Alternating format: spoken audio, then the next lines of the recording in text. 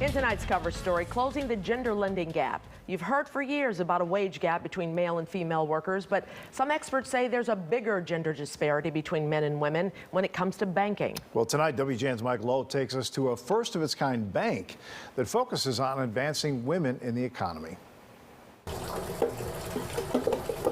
When Aisha and Ruth Miller decided to start their own business, everybody that works here gets to wash dishes.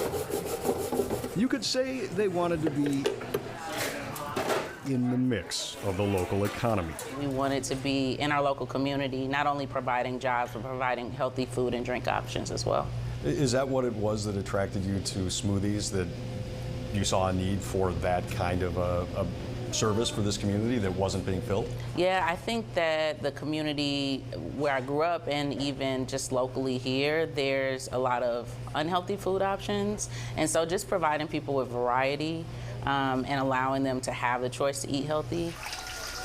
The mother and daughter duo sought to open a tropical smoothie cafe franchise location in southwest suburban Burbank, serving smoothies, sandwiches, and salads. According to the company, the average cost to open a cafe is around $400,000. The Millers found that the process of securing a bank loan for that Okay, what you got? was anything but smooth. Can you tell me what the process was like?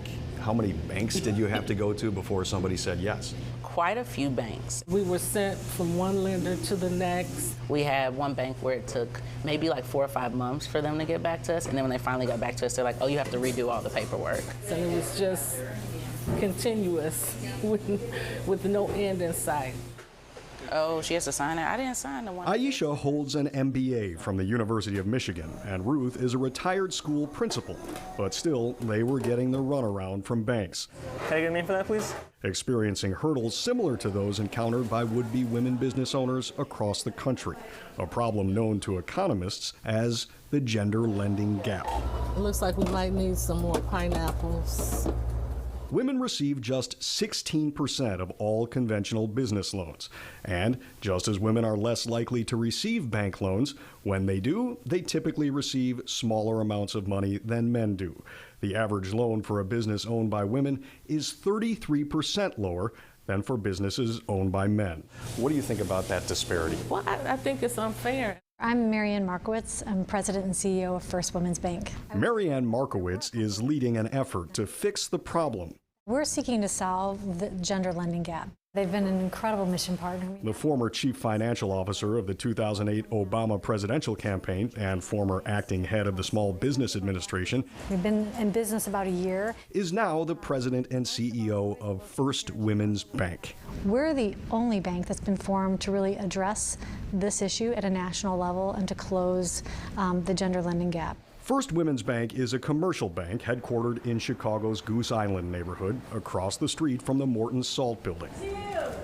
It opened last September.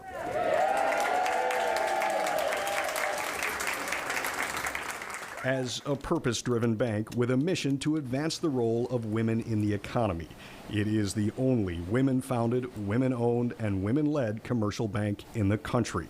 And it's where Aisha and Ruth Miller eventually found their funding. They seem to really want to see us become successful. Instead of the runaround, First Women's Bank did everything they could to help them get up and running.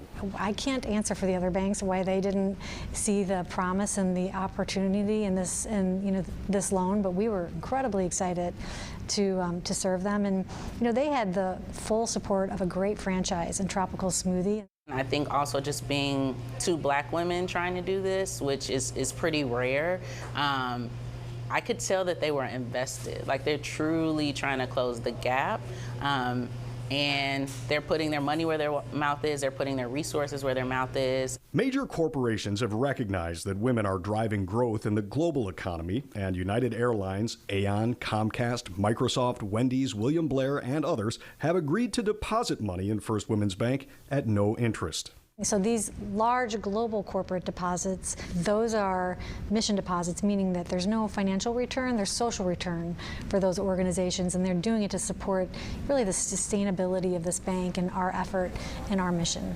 An effort that will help women like Ruth and Aisha Miller blend in equally with the rest of the economy. There are a lot of ambitious women out here that want to start business, and in order for them to be successful, a lot of times they need to have some sort of funds to come in to support them. In Burbank, Mike Lowe, WGN News.